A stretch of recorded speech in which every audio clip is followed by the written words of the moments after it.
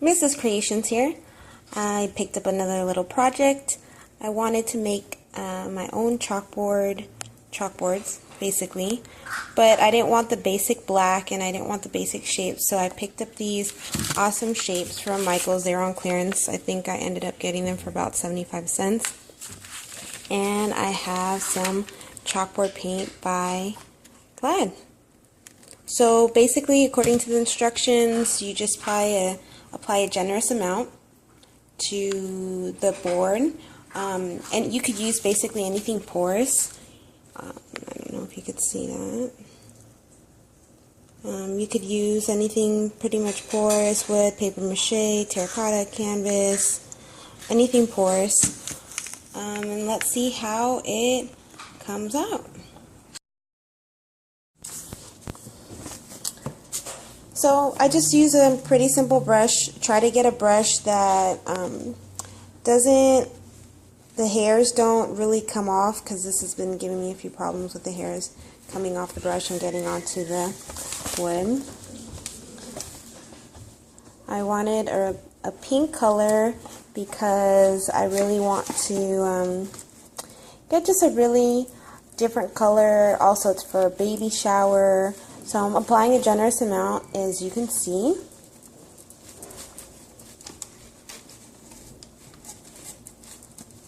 But still evenly distributing the paint.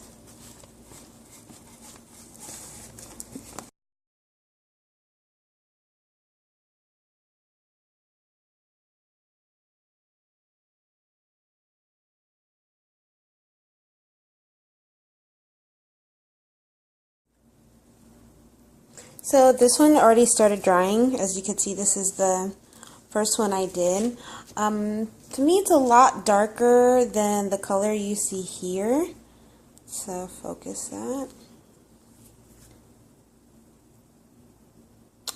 So my suggestion is, because it was a lighter pink than this, and I thought it was way too light to the point where if I use white chalk marker, it's not going to show up very well. I wanted it to have more of a contrast, but I wasn't expecting it to be this dark. This is looking, I don't know if you could tell here, for me it's looking more kind of fuchsia. You can kind of see it's drying pretty dark, but I still think it's going to look nice. We'll see how it comes out.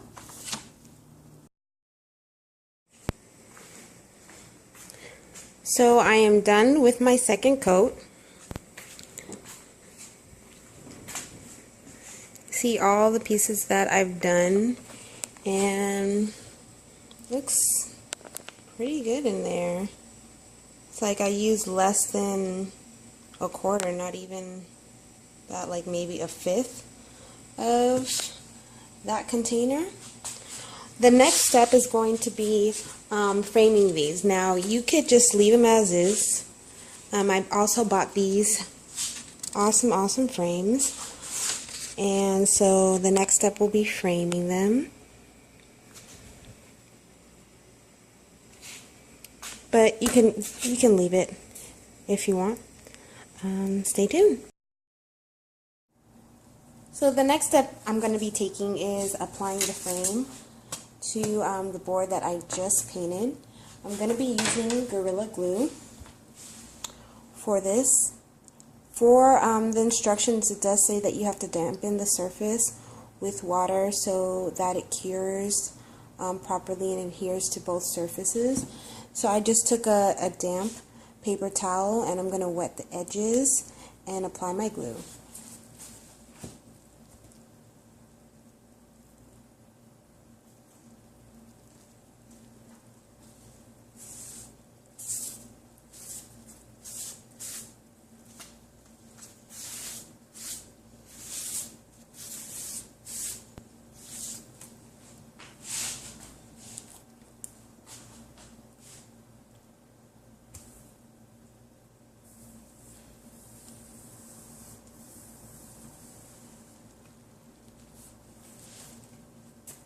I'm applying a very thin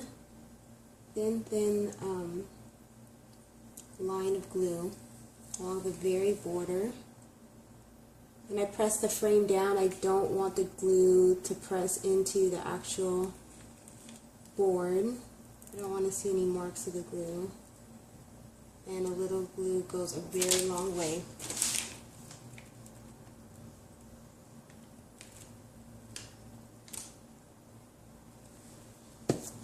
So once I've done that, I'm going to apply my frame.